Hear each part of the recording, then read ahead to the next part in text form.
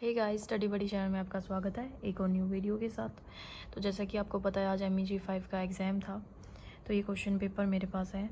तो अब चलिए एक बार देख लेते हैं जो क्वेश्चंस मैंने आपको बताए थे ना, कुछ क्वेश्चंस जो इम्पोर्टेंट मैंने आपको बताए थे उन्हीं में से पेपर आया हुआ है, उनसे एक भी बाहर क्वेश्चन आपका नहीं आया हुआ है। ठीक है, तो चलिए एक बार दिखा देती हूँ मैं आपको कौन कौन से क्वेश्चन आपसे पूछे गए हैं।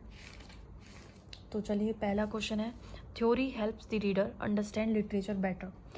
अब देखो, अब आप सोचोगे ये क्वेश्चन तो बताया ही नहीं था, ये क्वेश्चन बता रखा है theory helps the reader understand literature better.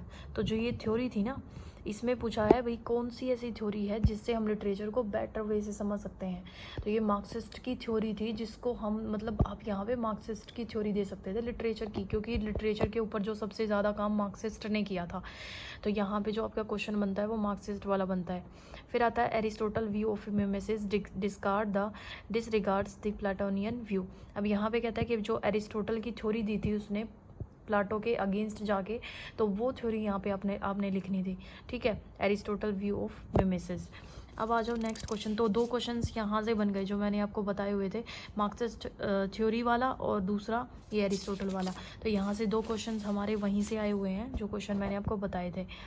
फिर आ जाता है थर्ड क्वेश्चन, वर्ड्सवर्थ वाला, जो कि मैंने आपको बताया था रोमांटिसिज्म से वर्ड्सवर्थ ज़रूर करके जाना, जो कि बहुत इंपॉर्टेंट क्वेश्चन है। तो यहाँ से तीन क्वेश्चन तो ऐसे हो गए जो मैंने बताए हुए थे। फिर आता है रिचार्ड प्रिंसिपल ऑफ क्रिटिसिज्म।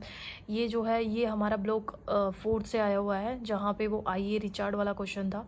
ये भी मैंने शॉर्ट नोट में आपको बताया हुआ था, तो ये आप वहाँ से भी कर सकते थे। उसके बाद फिर आता है फिफ्थ क्वेश्चन भी आपका वहीं से पूछा हुआ है। फिर आता है सिक्स्थ क्वेश्चन में देखो, अब ये आ गया, to look at women writers as a separate category with specific styles became the concern of feminism. तो यहाँ से फेमिनिज्म का भी एक क्वेश्चन बना हुआ है। अब जो क्वेश्चन मैंने आपको बताए थे 4 क्वेश्चन तो ऐसे हो गए, 5 क्वेश्चन जो कि मैंने आपको मतलब एज इट इज़ आए हुए हैं जो मैंने आपको बताए थे, और अब क्वेश्चन आपको टोटल 5 ही करने हैं।